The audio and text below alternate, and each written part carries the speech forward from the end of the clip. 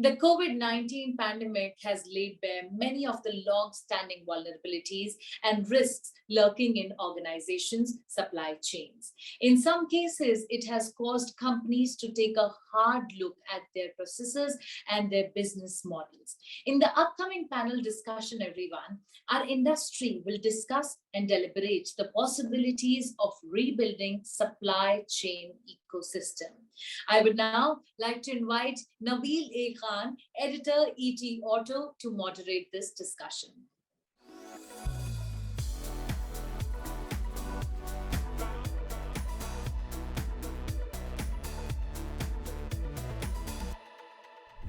Hello and welcome to ET Global Town Hall panel discussion on possibilities of rebuilding supply chain ecosystem. I'm Nabil A. Khan. As supply chain across sectors worldwide take a hit amid COVID-19 pandemic that has compelled the companies to rewire their strategies following swings in demand. While chip shortage has left global industry perplexed and helpless, it is time for a strategic rethink. Business leaders have though embarked on a roadmap to make supply chains more flexible, agile, and resilient. Besides digital intervention in inventory management, multi-sourcing of raw material and components, or regionalizing supply chains is much needed with a collaborative approach to make business future-proof. In order to maintain market share, well-aligned collaboration arrangements and commercial innovation is no less than a panacea for business success. Let me introduce to you industry magnates who are going to discuss this pertinent subject. Mr. V.C. Sehgal, Chairman, Motherson Sumi Group. We are also joined by Mr. Anil Rai Gupta, Chairman and Managing Director, Havells India. Havells India is India's one of the leading FMEG company. That's a fast-moving electrical goods company. We are also joined by Mr. Raghupati Singhania, Chairman and Managing Director, JK Tyre and Industries. This is a leading tire manufacturer. Thank you so much, gentlemen, for joining ET Global Town Hall. Let me start by asking you the simple first question. Looking at the disruption from all corners, not just the pandemic, but we have seen the technological disruption has also forced things to be differently done compared to what it was. So new normal, how the new normal can be better in terms of global supply chain. In what perspective do you think the global supply chain needs an overhaul in your respective industries? I'll start with you, Mr. Sehgal. Okay, thank you. Thank you very much. And yes, we are very well challenged. No real need for new challenges, but the current challenges are quite a lot. You're right. And there is rethink, there is a need for realignment and all that. But also, I think, we have to really think whether it can be achieved. What is the short-term measure? What's a medium-term measure? What's a long-term measure? So I believe that it requires multiple steps, and every industry, every company in its own right has to think of what they're going to do. Definitely, there are some sweeping statements that are made that this has to be done and that has to be done. But I think it's a very mature thing for a company to think about what is it requires for its own survival and to do better and better. Definitely, the demand for electronics and parts thereof are going to increase dramatically. Even the LED lamps which are being advertised that they have to be used and all that, everything uses a chip. So I'm just saying that, every country, every company, this thing has to rethink about what the future is, how they want to go ahead with it. And I think we're all doing that in our own way. So how will the disruptions that is taking place in terms of supply chain crisis with the supply side, like chip shortage, the container blockage, and then there is a huge shift in terms of technology happening. So how do you see around this all development? How do you see the supply chain imperative are getting overhauled or changed? What's your thought on that? Look, this experience has been most extraordinary in the recent years. This disruption, what we have witnessed in the last 2 years nearly. And it has disrupted the supply chain across the board, more so in the automotive industry, particularly where there are more electronic components involved and so on. The challenge actually lies in the basically planning, sourcing, and distribution. And that we'll have to revisit totally. In fact, whole lot of planning which was done on a very tight schedule will need to be relaxed, and more provisions and allowances will have to be made in terms of timelines and in terms of fallback positions. In terms of the sourcing, one of the important thing is that we have got to go for multiple sources. Number of companies, number of components were confined to a particular country or a particular company or a particular source. And we'll have to multiply it. For instance, just to quote an example in our own company, JK Tyre, we have done a wide expansion of sources, country-wise and company-wise. Of course, it would require, on the behalf of the buying companies, to do all the technological jugglery, improvement, testing, evaluation from new sources, and in a quick time, of course, and that thereby establish a new source. The other thing is that of logistics. Look, there's a complete mess and chaos, if I may, in terms of the container shortages, shipping freights going haywire, and not getting shipping spaces altogether. And thereby, again, the question is, how do we handle it? Here again, at least we, for instance, have tried to use multi-nodal agencies, multi-point transportation, land, water, sea. We have tried to use ports, different ports, instead of using one port. Port diversification has been very strongly adhered to, and that helps in terms of that. The other thing what I'm worried about is the attitude of the or the demand of the Indian auto industry or international auto industry of just in time. This will have to undergo a sea change, because you will have to again work on little more leeways in terms of time and stocks. However, what worries me is that the auto industries, knowing their reality, they do not have place to even keep material on their shop floors, because they're so designed as a tight line assembly lines. So in fact, they will demand on tier one suppliers to hold on to stocks, build stocks and build up inventory. So this will require far more higher working capital and requirement by the tier one suppliers to the auto industry to hold on and build stocks at their end rather than the auto companies themselves. So this entire realignment of the whole thing, that is the planning, sourcing, and distribution, and this logistic, is going to be a huge challenge. And that is what I think is going to be the order of the day. So, I mean, if I were to condense it in, so the contingency planning, localization, diversification, sustainability, and agility would be the needs of the day. And I think all of us will have to get change our mindsets. I am not mentioning the obvious, which is, of course, high use of technology, use of digitalization, use of AI application to shorten the processes and value chain to enhance them. I'm not mentioning about that, because that is, if I may say, that is a given, or it is become a hygiene factor across the industries. So in fact, that is going to be the situation, and I think that's what it will mean. Mr. Rai, your take on it. I think, Nabil, first of all, I agree with Mr. Sehgal that every company has to look at things very differently, not just look at the sweeping statements. But in general, I would also say that during the last 10 years post the global financial crisis, and especially post-COVID, there has to be a relook at the overall supply chain strategy.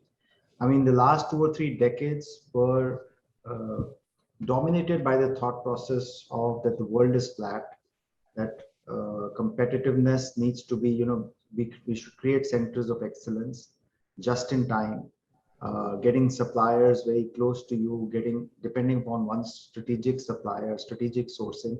So in supply chain, there were many, I would say, buzzwords which worked very well over the last 2 or 3 decades. I believe that in this whole VUCA world, especially since 2008, there needs to be a rethink on the supply chain strategies of companies. And again, very differently for different companies in different countries. But the fact is the dependence on, the fact that world is one village and world is flat, that needs to be relooked at, because one needs to look at how one can, sort of protect themselves against crisis in some other countries and then affecting in your own country. So regionalizing, as well as probably multiple sourcing rather than actually single sourcing, anything which takes away the uncertainty of business, that's something which needs to be relooked at. And obviously such things will bring in a lot of opportunities of cost efficiencies by digitization, by productivity improvements, by computerizations, by inventory management, but in a very different way. Not necessarily that if we are, going for centers of excellence, not necessarily if we're going for just in time, that's the only way to reduce costs and bring in efficiency. There will be many more ways in the future through which productivity can be improved. But, all companies need to relook at their, strategies of supply chain and become far more digitized, far more agile, far more nimble than what we could afford to be in the past. Thank you, Mr. Rai. You talked about regionalizing the sourcing. You talked about technological intervention, especially digitization. That's the way forward to de-risk the supply chain. You also highlighted that just in time may not be, appropriate in the current situation. Just want to come to you, Mr. Sagar. Just in time has been one of the biggest, I can say, the revolution that came in the automotive manufacturing supply chain. Do you think people are getting away from this kind of scenario, and how do you see things changing? Do you think you will start stocking? There will be high level of inventory at the factories now. How do you see a scenario changing? Thanks for that question, because I personally think that just in time is a very efficient system. It needs for the manufacturing support system to big companies like the car makers, like Havells and all these great companies. The supply chain has to take up the challenge and come wherever their plants are. The ability to just stock inventory and wait for things to happen, that I don't think is the future that's coming. Today, people just get onto the app and figure out what they want, and boom, the order is already gone and taken. So just in time is a very intelligent system. It needs to be further encouraged, according to me. It is a very efficient system, actually brings the overall cost down. So I would not keep that as the main culprit of these particular problems that we have. Motherson recognized many years ago, almost about 20 years ago, that just one big plant and then manufacturing over there is not the answer. You have to have multiple plants in multiple countries, multiple locations, and go close to the customer. So the ability to then manage the logistics in a manner, what is a big part must be done right close to the car maker or to the customer, and what can be shipped in bulk and things of that can be done in a place where you are manufacturing it globally. I believe that rethink has to be in the current scenario also, must be done intelligently. Think about it. Your freight costs have gone through the roof. your ability to even get a container on this thing is gone through the roof. Raw materials are going through the roof. Everything is going through. So I'm not such a big fan that we should have an off the cuff kind of a thought and let's do it. I think there are certain challenges in just in time and an absolute right quantity at the right time at the right place. But think about it. If you are going to maintain inventories in different factories, that's also kind of a wastage, isn't it? So I don't know. There's going to be a lot of rethink. And my personal feel is that depending upon the industry, what changes that company or that product needs, probably that would be the right answer. It's like water, it will find its way, the fastest, most efficient way. Mr. Rai, you talked about just regionalizing the sourcing. We achieved globalization, partial globalization, or you call it complete globalization. It depends on your view. But just want to understand, globalization was one of the biggest achievements that the business community or the global community achieved over the years. Now you're talking about regionalizing the supply chain. Don't you think it will slim the global dreams that the manufacturers or the companies would have? How do you see this scenario? Well, I believe that even when this whole talk about Thomas Friedman's world is flat started, even since then, there has always been a mix of where globalization makes sense and where it doesn't. And, auto industry, like Mr. Sehgal mentioned, that they have actually thrived on regionalization, wherein they've gone closer to the customer. Otherwise, they could have just depended on centers of excellence in manufacturing in one country. So it's always been there, and I think the validity and the sanctity of that strategy has been proven since last year. And I believe that companies who have just depended upon having one source of manufacturing in one country, they need to relook at the fact that they need to come back to regionalization. So, for example, in our industry, a lot of things were dependent upon China. And because, let's say the cost, quality, competitiveness, whatever was there.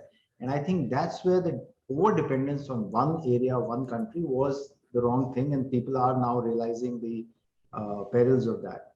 Havells as a company, we believed in, make in India right from the very beginning, where entire industry, and at least in our industry, was thinking that China is the only source for, getting competitive and quality products from. So I think, and we made a regional strategy right from the very beginning, which has proven to be better during these times. So I'm saying that going forward, one needs to really balance between the globalization and regionalization to become nimble and competitive. Thank you, Mr. Rai. Let's move towards the disruption being brought in by technologies.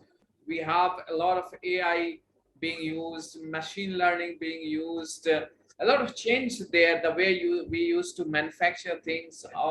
Even in the product side, autonomy is coming, connectivity is coming there.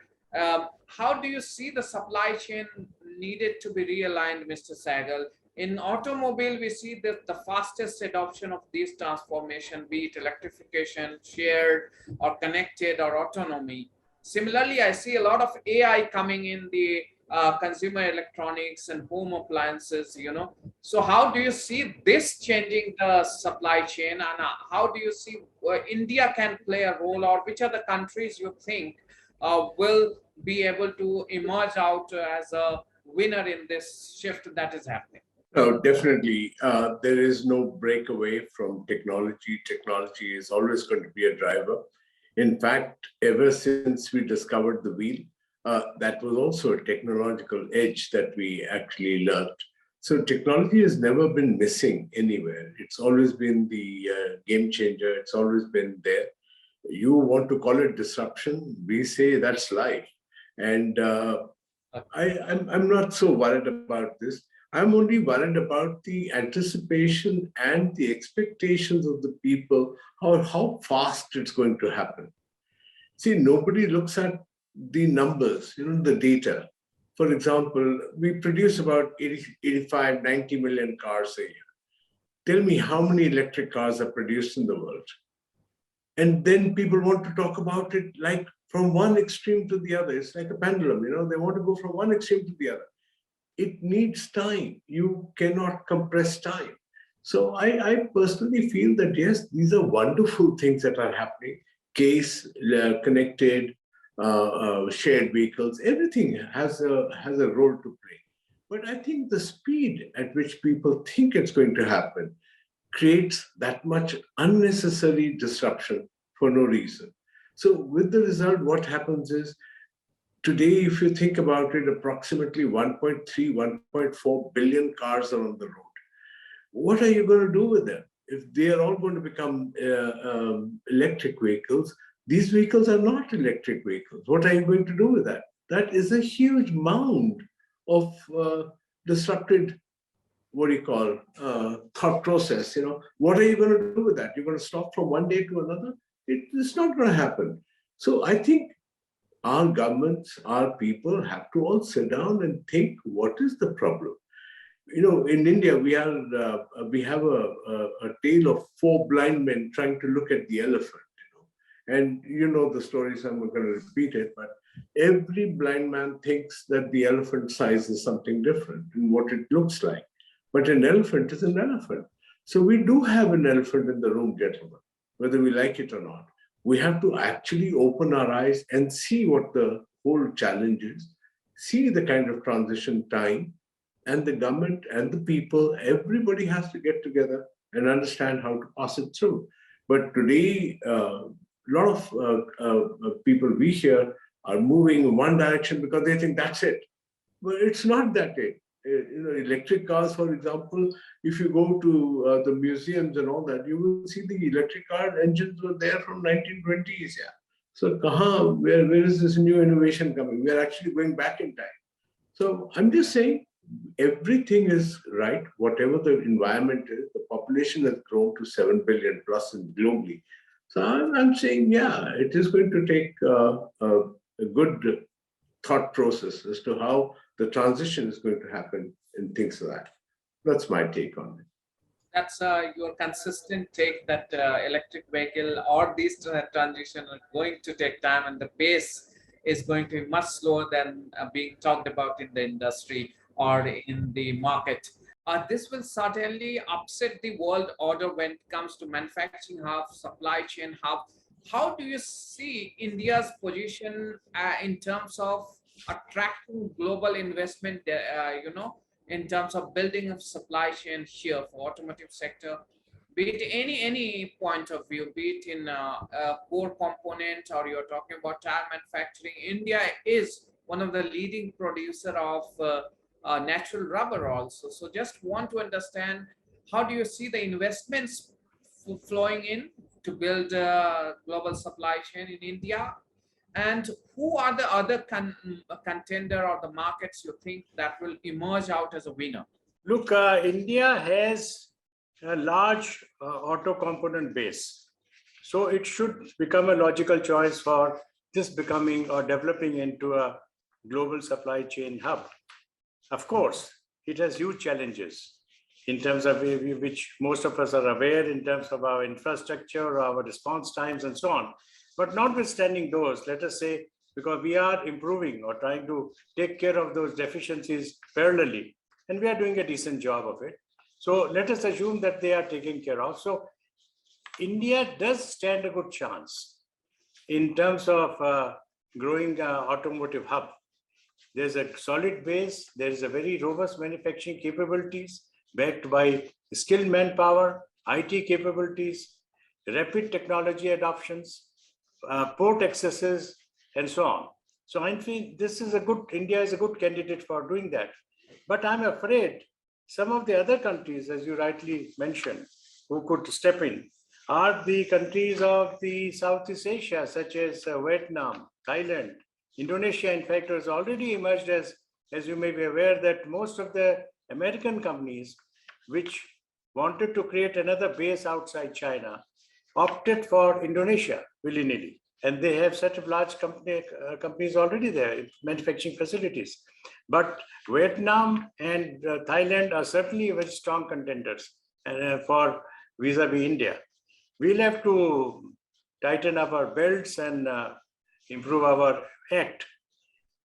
Talking about tires, for instance, natural rubber, yes, we are one of the largest producers of natural rubber in the world. But unfortunately, in the last 15 years, whereas the acreage under rubber cultivation has increased manifold, but the yield has declined by 25%. And therefore, as a result, whereas the demand has gone up by nearly 10 times, the production of natural rubber has come down by nearly 10% or so. So that's an unfortunate act. Nonetheless, we have, as a industry, tire industry in India, been working with the government to develop more northeast, for instance, northeastern states of particularly Tripura and Assam, cultivation there, including incentivizing and participating in some kind of interest subvention schemes and so on. So we are looking at creating a natural rubber improvement in output so that we can reduce our dependency on imports, which is nearly 40% at the moment. So yes, India is, but coming back to the other point, the wider point, bigger point about tires, you would be happy to learn that India manufactures practically the entire range of tires, everything, other than some aero tires and some high application defense tires. Rest, the entire gambit is manufactured in India with latest technology being applied in the product, with most modern equipment and plants, and with the finest skill sets we have available.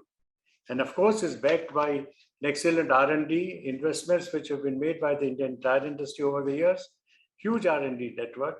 So as a country, we are fully geared up to make tires and increase our exports to the world markets, because globally we are seeing that there is an increase in the investments in infrastructure. So that will entail both on the road and off the highway tires demand going up.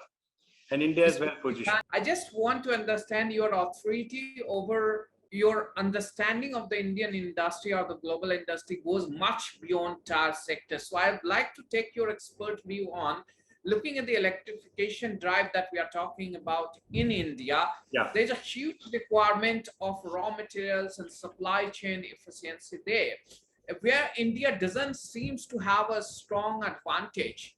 In such a scenario, how do you see India's position, and which are the global market you see becoming strong in the supply chain space? You see, we are there talking about the wider perspective and more so like electricals and so on. Electrical is no different than any other industry in that sense. But of course, as you rightly put it, the raw material sourcing.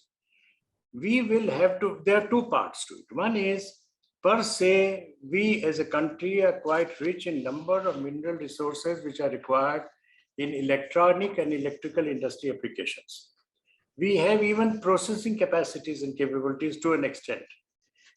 Some of the ingredients or additives need to be imported. There we will have to strike strategic deals with various countries, including Africa, Russia, and China maybe, in order to reinforce ourselves and make ourselves capable of outsourcing those materials and then putting up adequate capacities to manufacture. Indian industry is willing to invest, of course, given the right climate, which is a question of creating competitive environment and so on. Again, I don't want to go into that larger subject, which is a fundamental. But given that, I think India can rise up in the electricals. In fact, if I sit back and think, today, India is manufacturing robots. It is making high-end electrical applications and appliances and industrial goods. We are buying a whole lot of Indian equipment, which we were importing hitherto. So in fact, Indian electrical and electronic industry has also emerged very well. And it is graduated into a new era. All we need to do is support by virtue of giving it a scale. And that scale and what we were talking earlier of supply chain are interrelated. One side we'll have to have understandings, and we have to become an integral part of global supply chain system, as China has been. I mean, we may not be as large as them, but we can. And there we'll have to be tactical in terms of first, we have to have competitive manufacturing. And of course, technologies are available by and large. If not, cooperation and coordination, that is the collaborating and buying technology, outsourcing technology, making technological partners. That's how the Indian component industry has developed as we look around. So in fact, more of it, and we can emerge as a good, powerful player globally. I'll come to you, Mr. Rai, and understand your point of view on this. I think, first of all, I agree with whatever Mr. Chan Sehgal is saying, especially about the auto industry, though I'm not from the industry. But I think sometimes, as I was just talking before the panel started. But technology disruption is touching your industry also. I talked about no, I'll come to that. And all that. I'll come to that. But sometimes it becomes fashionable to talk about certain things. And one needs to, stay away from that. And as he rightly said, look at the entire elephant. But in our industry, technology adoption, because it's easier, it will be a faster adoption. It will happen over the next few years rather than the next decades. And that actually makes a lot of sense for the consumer. So, and I would say, as an Indian, I would say actually India is to gain from this. The faster the technology adoption of, AI, ML, or I would say IoT, all these things, if dovetailed into the products, especially in our industry, India is going to, benefit, because over the last few decades, the multinationals or the European companies or the American companies gained because of having huge investments in manufacturing, in electromechanical things. I think India has leapfrogged in technology, in software, in IoT. That's where Indian companies can benefit if the R&D investments are put into the right resources. And we may not be behind any company in terms of giving more to the consumer in terms of IoT products. So that's where I think Indian companies can gain, and the consumers can be given better value and better products in the coming times. And of course, as Mr. Sehgal also mentioned, that in terms of other parts of businesses, I think technology adoption is a regular process. Artificial intelligence, machine learning, whether it's into manufacturing or even in terms of distribution, how we use these. The only thing is that with more and more learning, it will become faster and faster adoption. And I think Indians are faster in technology adoption as compared to many, different cultures in different countries. We are very fast to adopt technology, and these technology adoptions and changes will definitely, take India to the next level of growth as compared to where we have missed out in the past few decades. Thank you, Mr. Rai. If you could just quickly add on, beyond India, which are the countries or market you see will emerge as a champion in global supply chain space, minus China, obviously?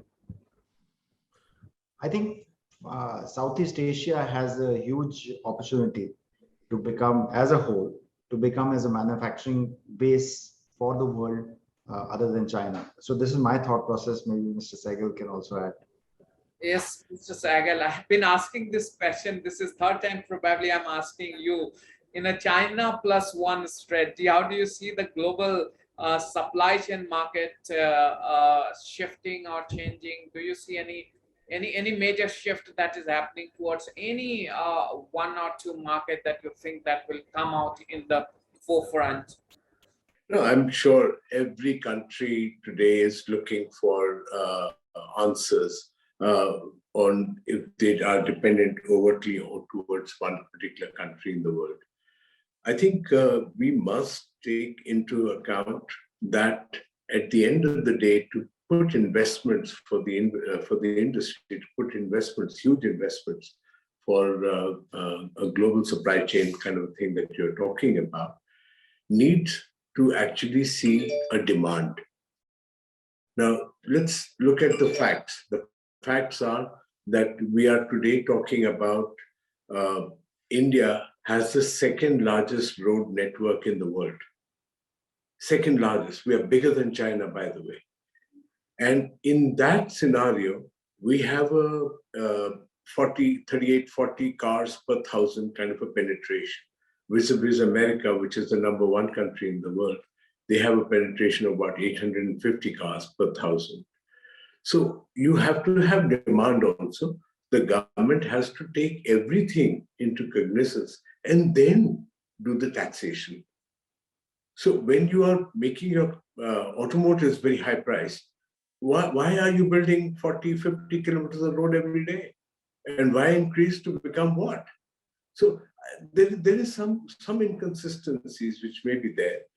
Every country has to figure out what those inconsistencies are. Then those guys who will come over that will be the new big supply source. You want A+1 or C+1 or B+1, whatever alphabets you like, I'm okay with that. But yeah, I think the demand has to be there. And once the demand is there, the supply will follow. It won't take time. It's like a vacuum, it just sucks it in.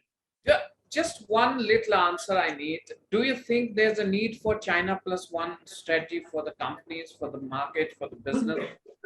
See, they have a huge demand. So whether you, I mean, a lot of the people, as what you think, 10, 15, 20 years ago, people used to go there because there was a local demand which was huge. They wanted to capture that. Today, they make 28 million, 27 million cars a year. Yeah. So, I mean, it's a no-brainer. You have demand coming in, automatically the supply chain will follow. So why C+1? I'm saying everyone, why not? +1. But I think there has to be some consistency of thought process. It's okay. Every country has its own challenges and they're taking it in priority. And I'm sure there must be some logical reason why India is on the lowest side. So we produce 3.5 million vehicles. So think about it.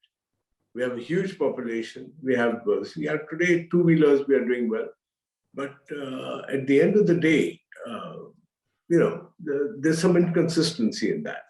So definitely, people will have greater demand. You will see a huge amount of supply chain coming. It's like, you've got a lovely garden, all the bees, all the bumblebees, everybody will go to the garden.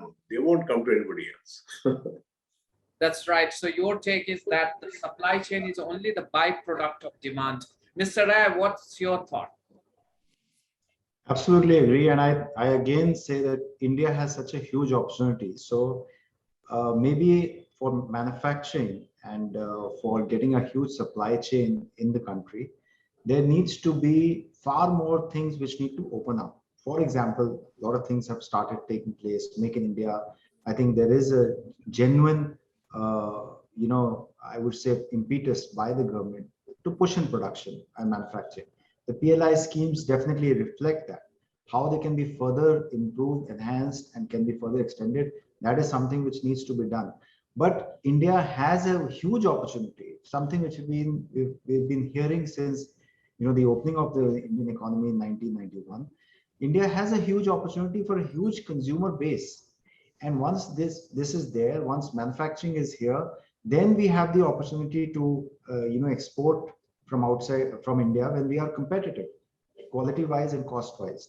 So I think first of all, we need to look at the demand in India, push in manufacturing in India, and India has the best opportunity to take the advantage of C+1. Ms. Singhania, you mentioned about China. I was about to go there. A lot of talk happening in a China +1 strategy, and also want to understand, a lot of industrialists are talking about regional supply chain.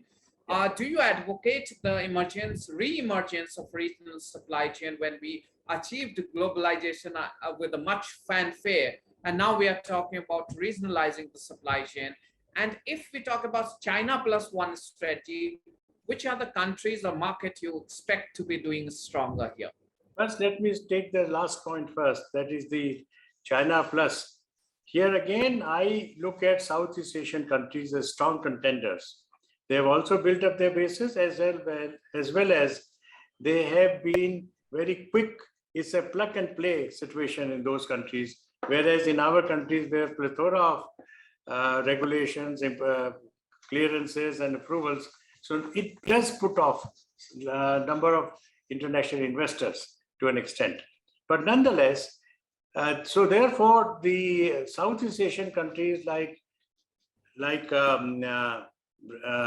Thailand, Indonesia, Vietnam, and Malaysia. These are the 4 leading contenders.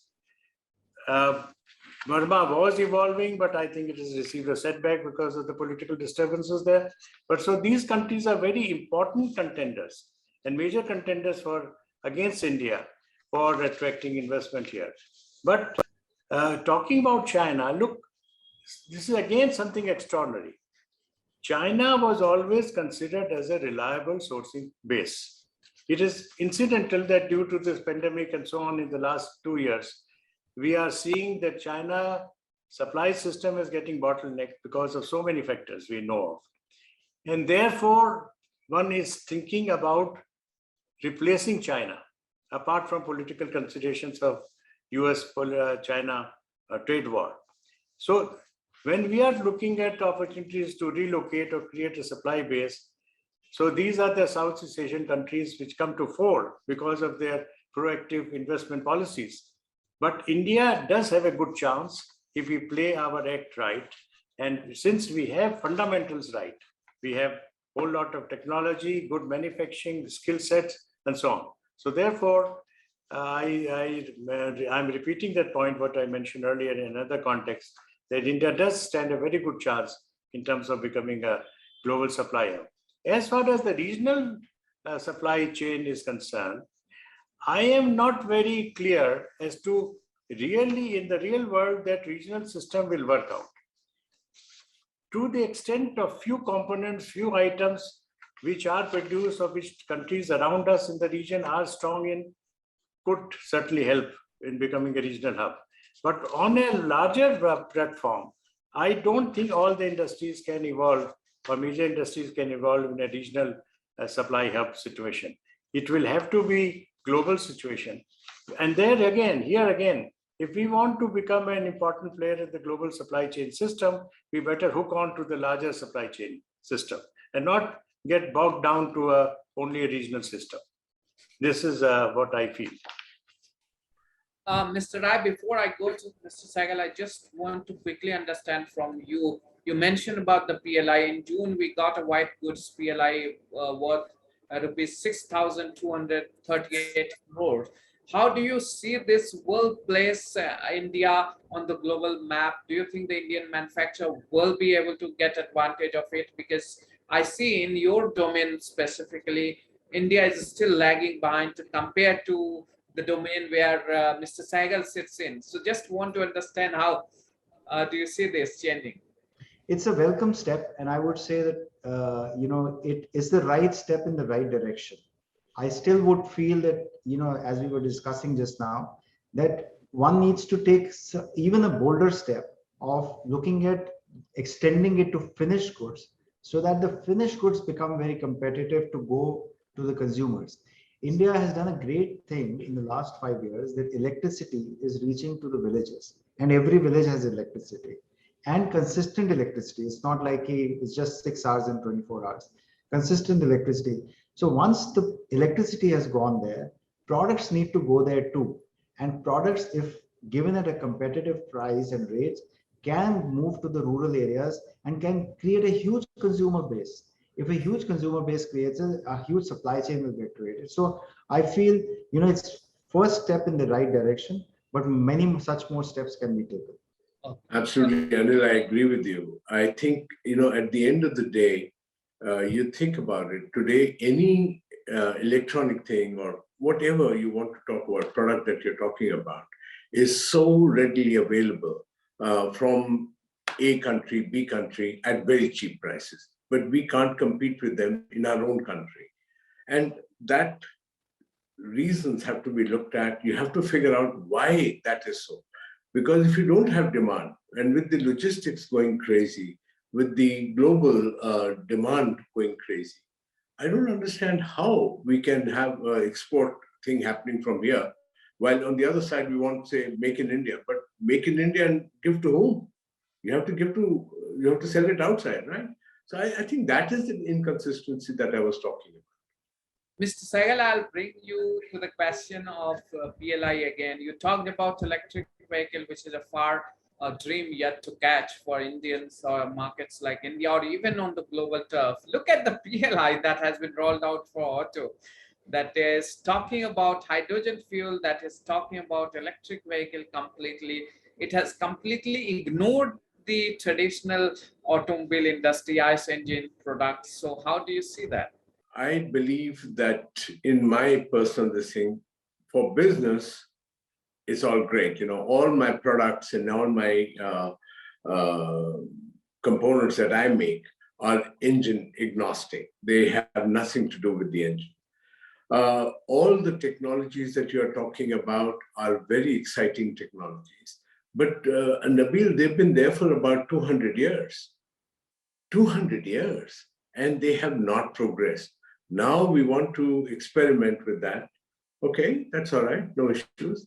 But I believe that it would be well thought that when you're going in for hydrogen technology, blue hydrogen, green hydrogen, I don't know how many different colors are coming in all that. I believe that we have to be knowledgeable about the consequences of that. We are talking about EV, we are talking about alternate fuels, fossil fuels. We don't want to do it now and all that. I don't know. I'm now 65. I think maybe another 15, 20 years I'm here. I don't see that kind of numbers happening in the point of size of the demand of the world. You are needing about the new mobility per se needs 88, 90 million cars every year. Think about it. And then you're talking hundreds of millions of two-wheelers and all that. And all of them going to be moving around on whichever fuel is of your liking today. I would say be wary. You should be very, very careful. That's all I can say. But yeah, we will follow the customer. If our customer tells me use water as fuel, we say, wonderful, why not? I'll love to do it. To both of you, one last question. How do you see the semiconductor shortage? Do you think it is going to be, easy in the coming few quarters? And looking at some of the government, like US government is focusing on resolving this issue. They are doing studies, they are talking about, funding this particular sectors, and a lot of activity happening around the world. Can you give us a sense, how do you see this a big problem being resolved in the next coming few months or quarter? Mr. Sehgal, starts with you. I think this is a right question for Anil Bhai to answer this, because Anil is a major consumer of this, and automotive relatively is less than electronics. Globally, electronics are using. So let's start with that. Yeah, we'll start with Anil. I think it's better. I think, again, we are not such huge consumers of that. but I still believe that, a lot of things have changed in the last 1 or 2 years, especially because of COVID. And I think it's a bit of a disruption which has happened at the present moment. Things should settle down. And as you rightly said, Nabil, that the governments are looking at it very closely. I believe that it may create some challenges in the next few quarters, but things should settle down eventually. So hopefully we should not be talking about this in the long term. Do you see any silver lining that prompt you to say that this problem is going to be resolved very soon? Not really, but as I said, we're not huge consumers as against many other such industries. But at least at this point of time, we are managing. Your industry uses about 14% of the entire semiconductor demand. So you can't stay. No. I am not. I'm a very humble supplier. My customers, my bosses, they are the ones who use a lot of electronics.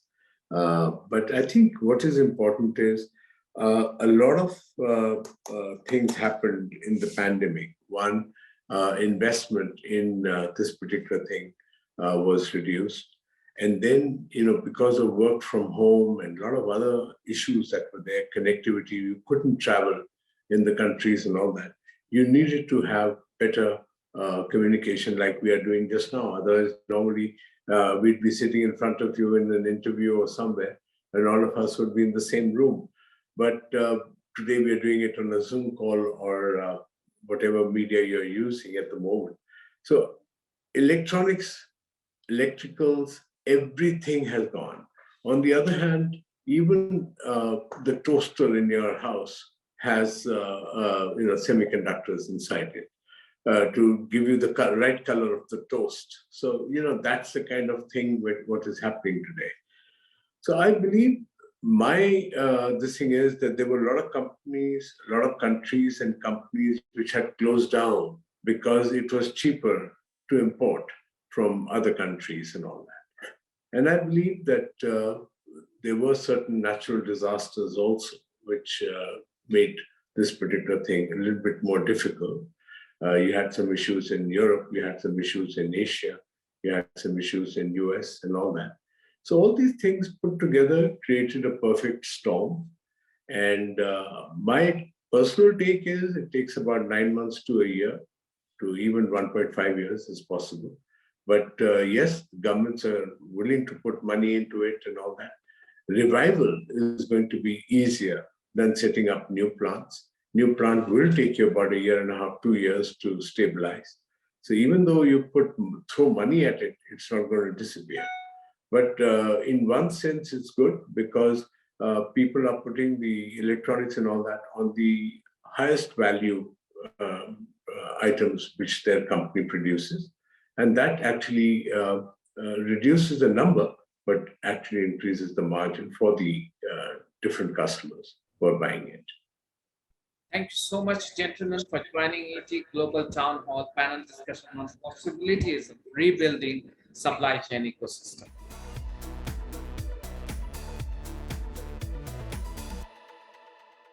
Thank you, everyone, for discussing all the aspects of the topic. Indeed, a very detailed and insightful discussion. Thank you very much again. Now, time for the next session, ladies and gentlemen.